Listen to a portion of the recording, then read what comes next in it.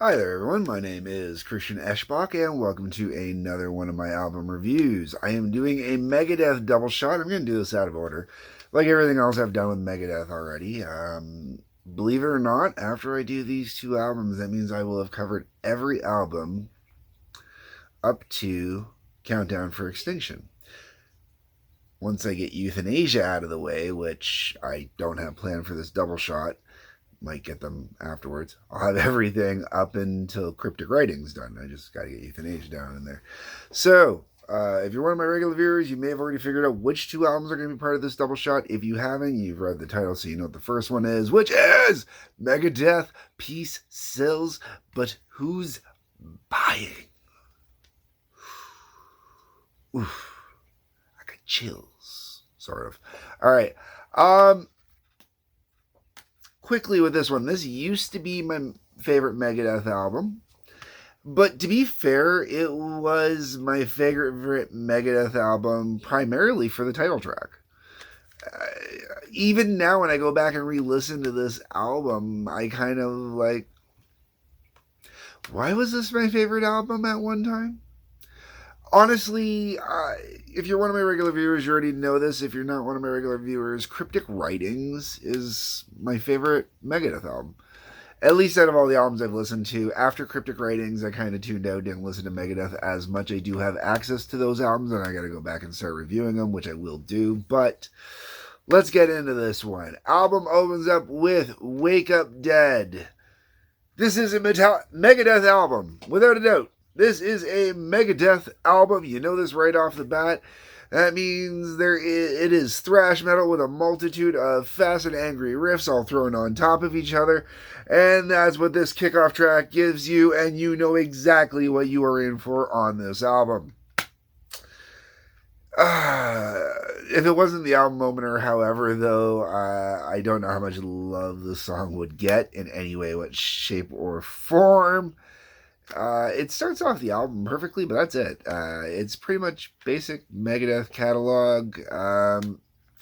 There is this kind of, I want to say, Doc Martin kind of combat boot stomping kind of going on in the breakdown at the end of the song, which I do enjoy.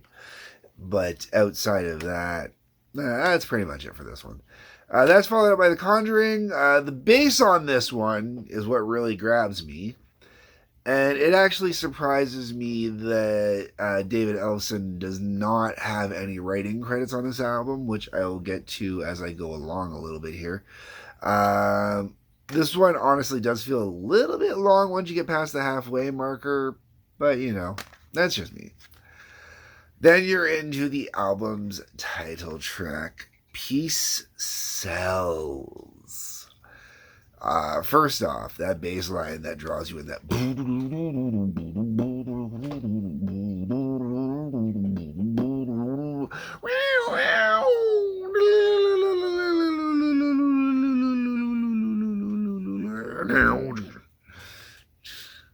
That intro is just killer, man.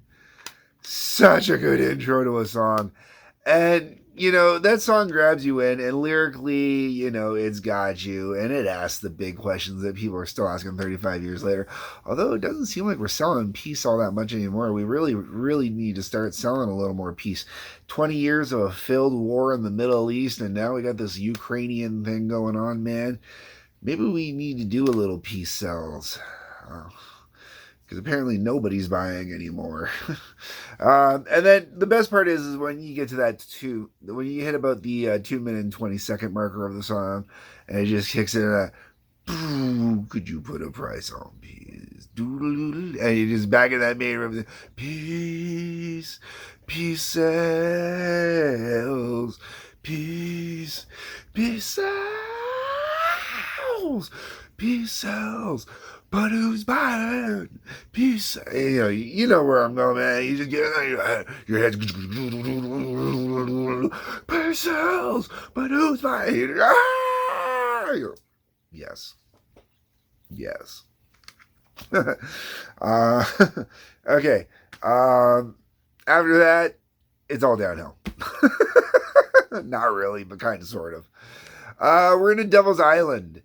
Um, if it wasn't for the fact that you need to get Wake Up Dead done out of the way right away, Devil's Island is the song that really honestly should have opened this album up. It's got a great opener.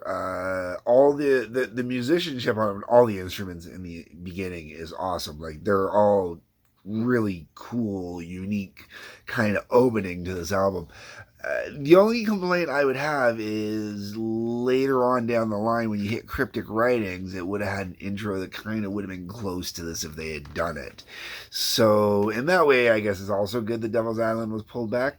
I really enjoy this song, even once it kicks into the standard, Megadeth thoroughfare of the blazing,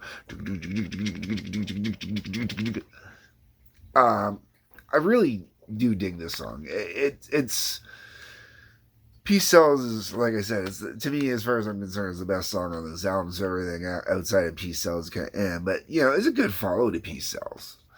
Then we get into Good Morning / Black Friday. Now, I really dig the slow intro and the mood and the everything that's set up with the Good Morning part of this song.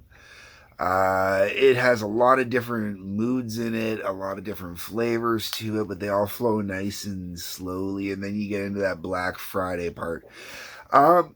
In the album notes, it specifically mentions that Dijon Carruthers is specifically responsible for helping inspire the Black Friday part of this song, as well as the next song, Bad Omen, and I'll get into that a little bit more in a minute as we go here. The thing with Black Friday, to me, it reminds me more of the cover they do of These Boots off of the Killing Is My Business album. And because this does follow that up, it just kind of takes away from what was a really cool intro, as far as I'm concerned. Just kind of slaps you into a song. Then you get into Bad Omen, and Bad Omen, as I mentioned, was also inspired by Dijon Carruthers. Now, I'm sorry if I'm saying that wrong, the Dijon part, but that's how it's spelled. The only reason I mention this is other than the next song, which is a flat out cover. Every song on this album is written by Dave Mustaine. Nobody else has a writing credit on this album. Like Dijon Carruthers doesn't even have a writing credit. He helped inspired. And that's going to be one of those things because of all the legal issues there was with Mustaine and Metallica over Metallica using songs that Mustaine definitely helped write and they didn't want to give credit to and shit like that. So this is kind of one of those ways of getting around that, I guess you could say. At least you're giving credit where credit's due, even though they're not getting the actual credit. As for the song itself, it's got another interesting intro, but it's, a bit typical in the grand scheme of that, which is Megadeth. Then you get into I Ain't Superstitious. This is the Willie Dixon song. It is a cover.